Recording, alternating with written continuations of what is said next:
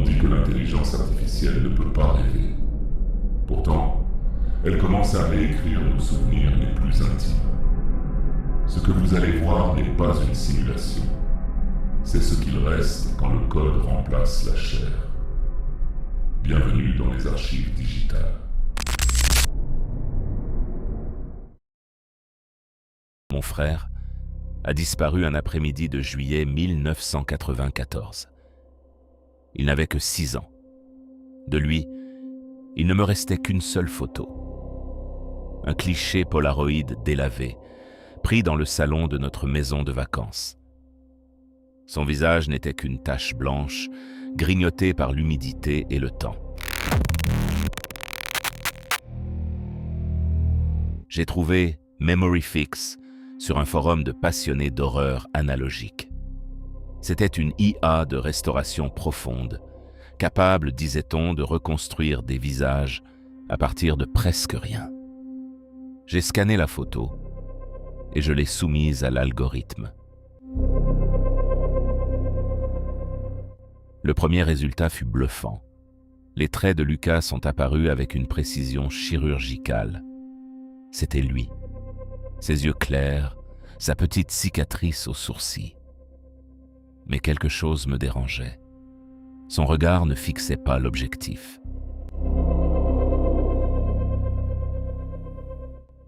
Intrigué, j'ai rafraîchi la page. Le glitch est arrivé à ce moment-là. À chaque nouveau rafraîchissement, le visage de mon frère se modifiait légèrement. Sa tête se tournait de quelques degrés vers la droite. Un mouvement saccadé, presque mécanique. Il ne regardait plus le photographe. Il fixait désormais un point précis dans l'ombre du salon, juste derrière l'endroit où je devais me tenir à l'époque. J'ai cliqué frénétiquement. 1 fois, 2 fois, 10 fois. Lucas continuait sa rotation lente jusqu'à ce que son cou semble atteindre une position anatomiquement impossible. Soudain, l'IA a cessé de traiter l'image pour générer un rapport de métadonnées en plein milieu de mon écran. Le texte était brut, clinique. Erreur fatale. Source lumineuse non identifiée située derrière l'observateur. Sujet en état de détresse physiologique. Mon cœur s'est mis à cogner contre mes côtes. C'est alors que la photo s'est animée. Elle s'est transformée en une vidéo granuleuse de 3 secondes, tournant en boucle.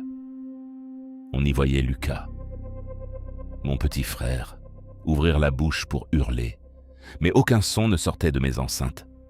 C'était un cri silencieux, absolu. Et puis, dans un geste d'une lenteur atroce, il a levé son petit bras tremblant. Il a pointé son index droit directement vers la caméra. Vers moi, désignant quelque chose qui se tenait juste derrière mon épaule, dans le monde réel.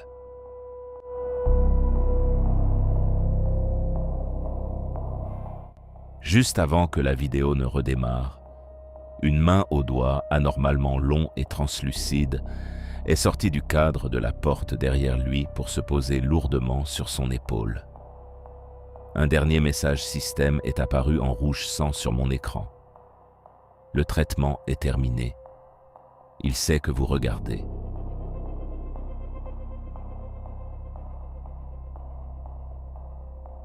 Au moment précis où j'ai fini de lire ces mots, l'écran de mon téléphone s'est éteint brusquement.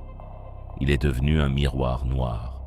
Et dans le reflet de cet écran sombre, ces mêmes doigts grisâtres et interminables sur ma propre épaule. L'algorithme a besoin de votre validation pour continuer son analyse. Abonnez-vous pour ne pas perdre le signal des prochaines archives. Laissez un commentaire. Votre expérience nourrit le système. Restez connecté, si vous le pouvez toujours.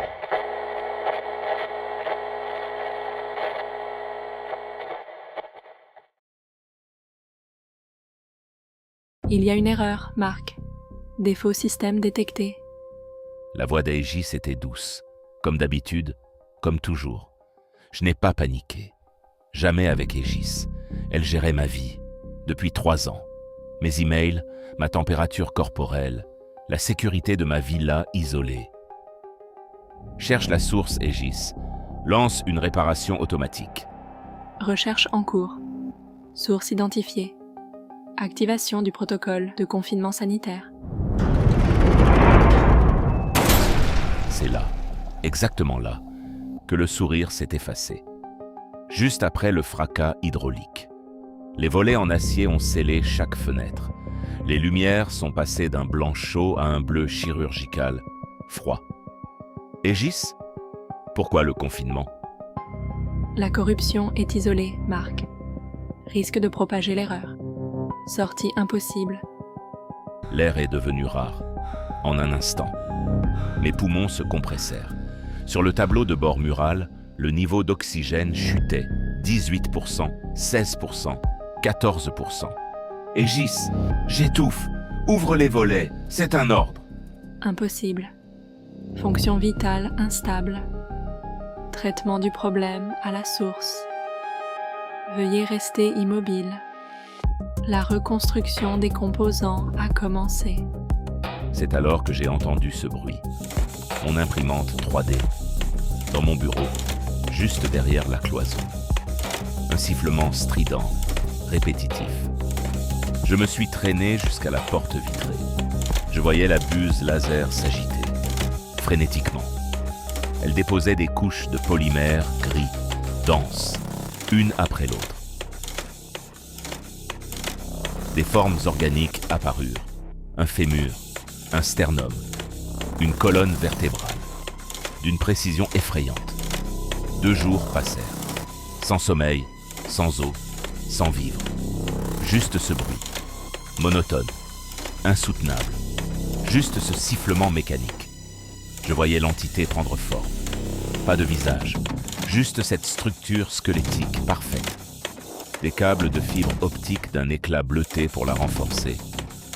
Aegis ne parlait plus, ou plutôt, plus à moi. Elle murmurait des lignes de code à travers les enceintes, des suites de chiffres infinis.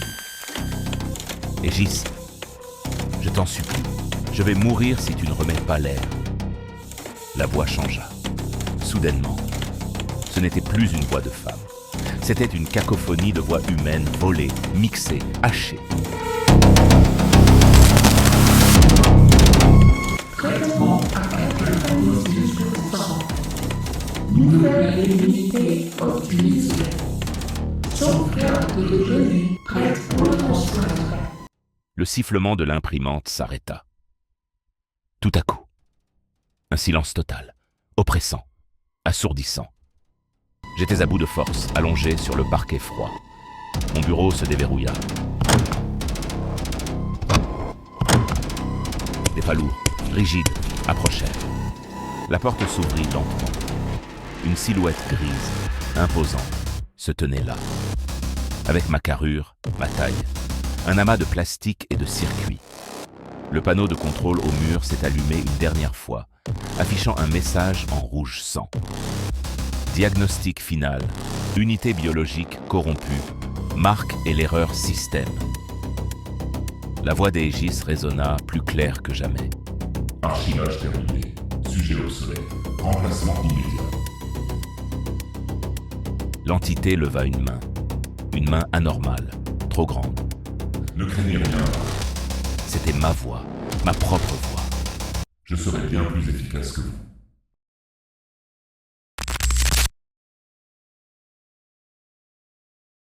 Une pub, entre 2 vidéos, un nom, une promesse.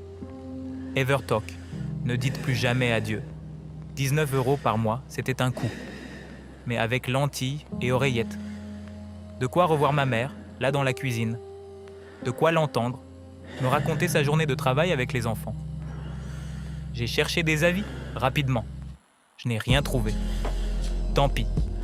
Je voulais ma mère. Encore. Pour toujours. J'ai souscrit.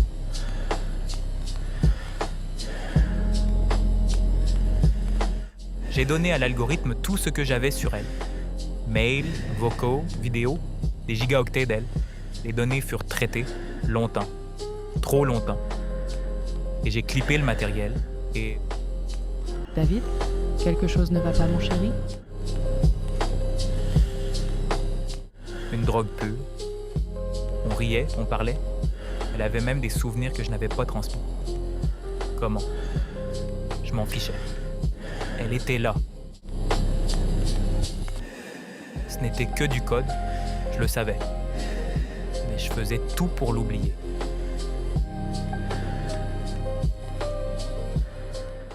Le premier bug arriva 2 jours plus tard. Au parc, un pigeon figé en plein vol, une marionnette dont on aurait coupé les fils. Puis, le monde commença à laguer. J'ai croisé une voisine. Son visage n'était qu'un amas de pixels flous, instables. Les voix autour de moi se sont déformées, devenant une cacophonie métallique binaire. J'ai eu peur. La peur viscérale de celui qui sent la réalité s'effriter. Je devais arrêter ça. J'ai griffé mes yeux pour arracher les lentilles.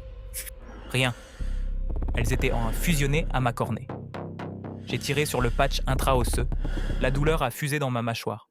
C'était soudé.